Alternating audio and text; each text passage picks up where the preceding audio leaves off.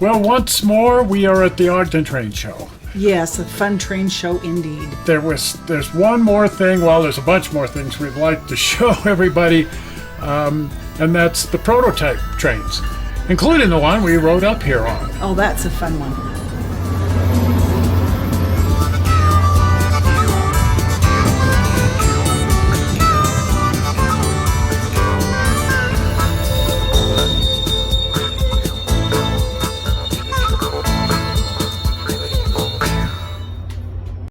Well, let's face it, riding trains is just plain fun. Oh, I like riding the front runner. And I in traveling to some of these fun railroads that we go to ride the historic equipment, coming to the train show and seeing the miniatures and the model trains and everything is one thing, but it's quite another thing entirely,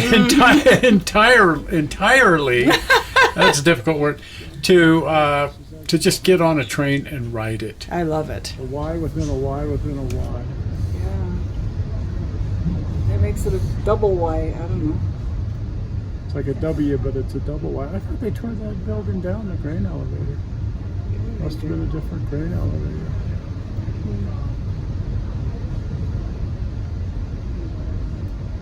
The circus is in town. Look at that. That's pretty old. Yeah, it's neat. Speaking of grain elevators, wow.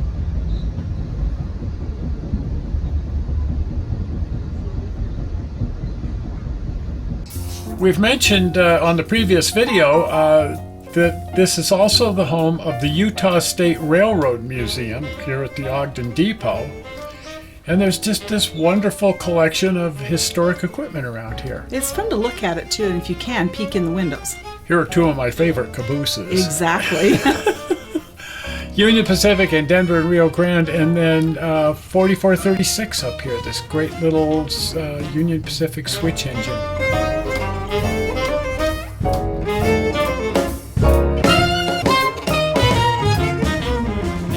And I guess this qualifies for riding a train. Oh, absolutely. I kind of miss when the granddaughter was young and we used to take her on it all the time.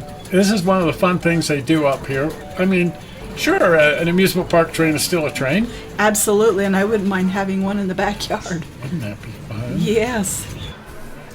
Of course, the actual train show consists mostly of modular model railroads and dealers, all in toy trains and miniature trains and that sort of thing. And that's what people come here for, but if you don't come here to see the prototype trains, you're missing half the show. Right. I think we had an oops there. I think so too. I saw smoke or fire or something. I smell a bit of ozone. Oh, gee.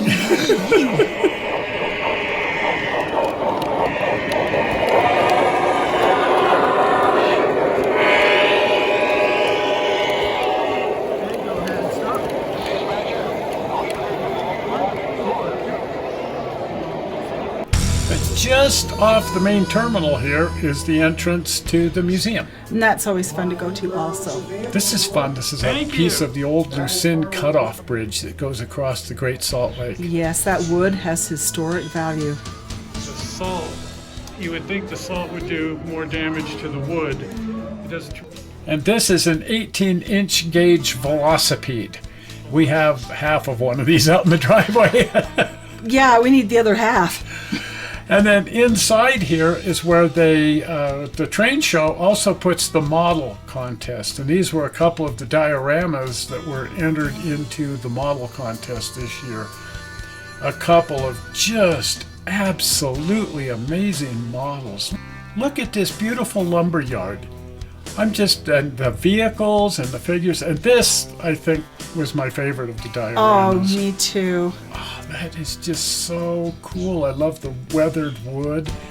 And here again, this is a wood facility, some sort of a wood mill or something, because it has the big vacuum up on the roof of the sawdust. Oh, yes, we should have one of those. No kidding. You never know how much sawdust you can generate until you start building miniatures and models. Yes, and half of it ends up your nose, so yeah. And this was sitting just outside the door. Right. And they had it fired up. Oh, they did. I heard it and had to run and go see. And they were, not running it back and forth for safety reasons. It certainly can run back and forth, but perfectly restored Jeep 7, Jeep 9, Western Pacific. I love these early diesels and the early paint jobs. Oh, yes, the true workhorse. I'm more of a steam person, but man, Oh, these are cool. Oh, when you see an early diesel, excuse me. Oh, let me look at that. Yeah, How can it's you just not love that? Well, it looks like a tiger. I think it would almost growl.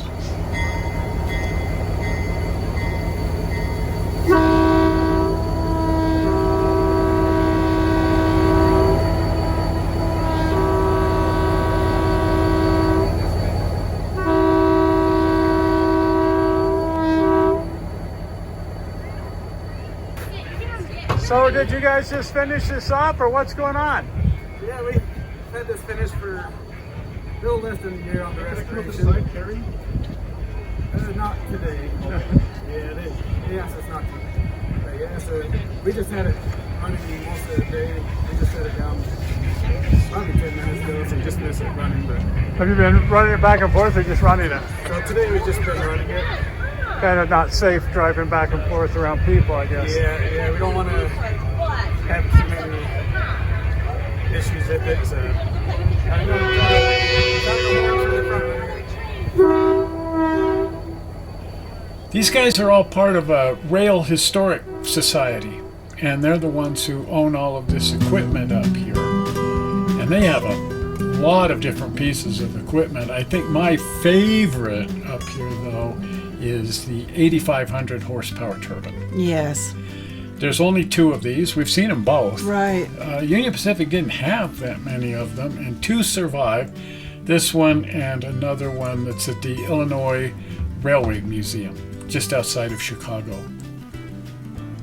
This thing sat for years down in Salt Lake, and just kind of sitting there out in the open, and so I couldn't resist the temptation. I climbed up in here and went all through it. I'll bet. And I had the opportunity to walk right down the exhaust pipe of the turbine engine. Oh, everybody should at least do that once in their life. And the thing's about 6 feet in diameter, so it's not a hard thing to walk down, but jeez. Just make sure the engine's turned off. That'd be a really bad place to be standing when the turbine's running. 'cause Exactly. The exhaust temperatures are something like 2,000 degrees. Yeah, it'd be well toasted.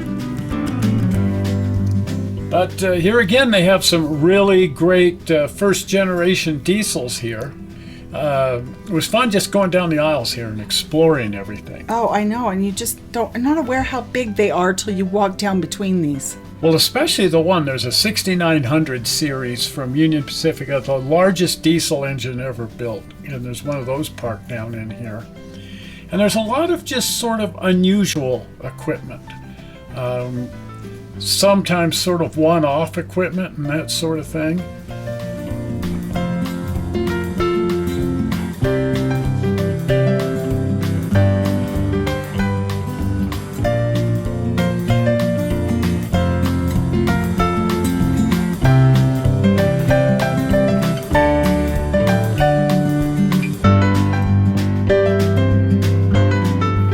This caboose, I know you love cabooses. Oh, yes. This is a CA1, first Right. generation wood caboose from Union Pacific, but notice it has a side door. Yes, I was wondering what that was about. Sometimes they put side doors on these cabooses so they could load equipment and people and supplies of different kinds into the caboose from a platform. And some of these cabooses therefore had this side door in there, but this one is completely unique. It is one of one in that they put a door on both sides. Oh, wow. I'm not sure why, but whatever service it was in, sometimes the platform would be on one side, sometimes on the other, and rather than mess with that in the switch list, they just put a door on both sides. That's a good idea. I couldn't help but notice this car with some signage from the Olympics. Yeah, I guess it was a special car put together just for the 2002 Winter Olympics in Salt Lake City. Wow. And so at the end of the event, it was just donated to the museum here. Well, that's super cool. So sort of like a parade float. Only not. Only not.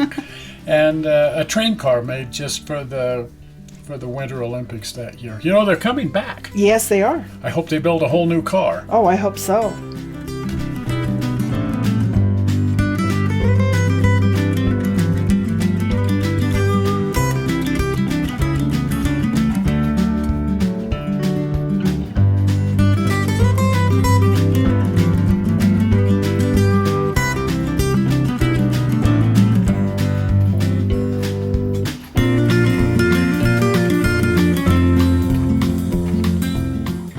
And they have some military equipment down in here. I love these center cab diesels. Those are interesting. They're kind of fun because they don't have a front. No, they go either way. If you want to turn the engine around, you just stand up, turn around, sit back down. There you go.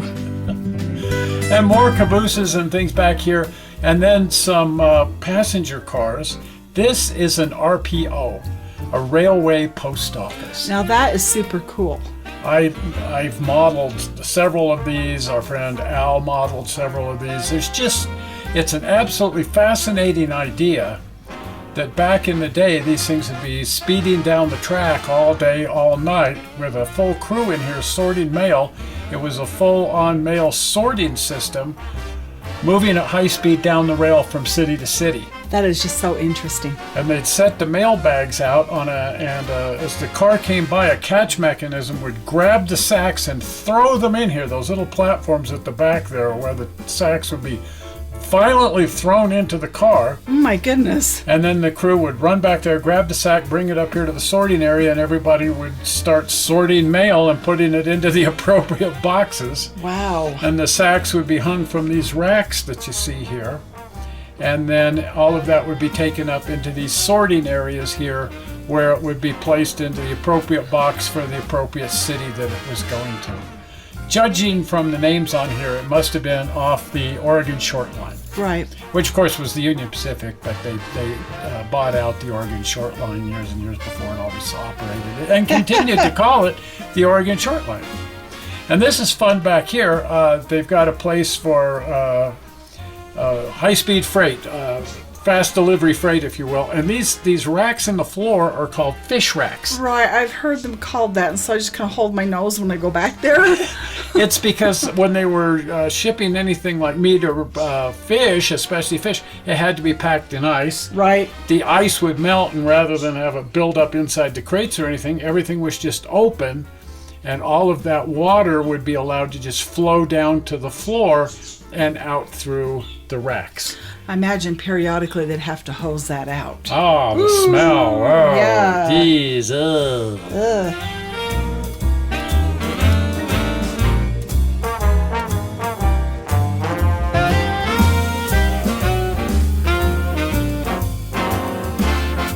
Now, I always wondered what these boxes up above the mail bags were for.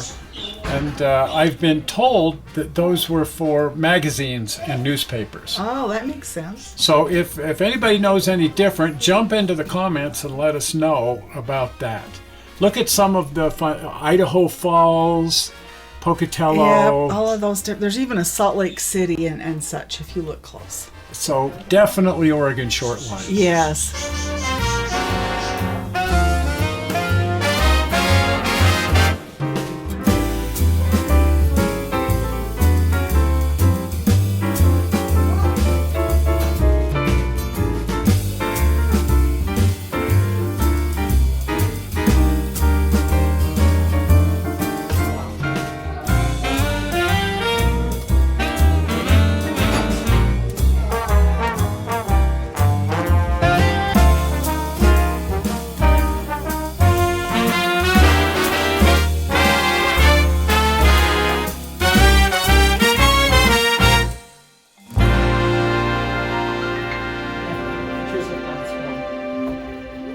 And as we mentioned, they have a lot of military equipment here. This is an Army hospital car. Right, I had to peek in the windows on that one. Yeah, it wasn't open, but you could easily see inside. Yeah, quite interesting. Kind of scary, too. A little bit, yeah. Really, a little bit. Old hospitals in general are kind of creepy and weird. An old hospital in a train car speeding down the tracks in a war zone. Can you imagine? Now this one looks like the 844. almost identical. Yes, I should say. 844 is an FEF 3, and this is an FEF 2. Oh, So I think there might be 3 bolts that are different or something. I see. This guy was on display in Pioneer Park in Salt Lake City, and it was being vandalized, and there were reasons why the city just wanted it out of the park, so they gave it over to the historic group up here. It was a massive project, but they were able to move it from Salt Lake City up here and then put it on display here at the Union Depot. Nice. And while this doesn't look like much, it's actually my favorite thing up here. Well, Oh, it's a turbine, I guess. Okay, but what is it? I can never pick out This is Rio Grande number 223. The only surviving Grant C-16. Wow. And of course, it's just the boiler off that engine. Uh-huh. But I came up here with some guys, I want to say more than 30 years ago. Wow. And this was moved up here from the Rio Grande Depot in Salt Lake City, where it had been parked behind the depot for quite some number of years. And before that, it was on display in Liberty Park. And they brought it up here with the idea of restoring it and getting it running. And the guys that brought it up here originally, every one of them has passed away now. Oh my goodness. And the tender has been restored, and the cab has been restored. They got a lot done, but not nearly enough. Oh, I see. At any rate, there's been a lot of negotiations going on over the years to see that this thing goes to the Cumbers and Toltec, and the friends of the Cumbers and Toltec want to restore it Right. and finish this guy up. And as we understand it, they were here at the show Uh-huh.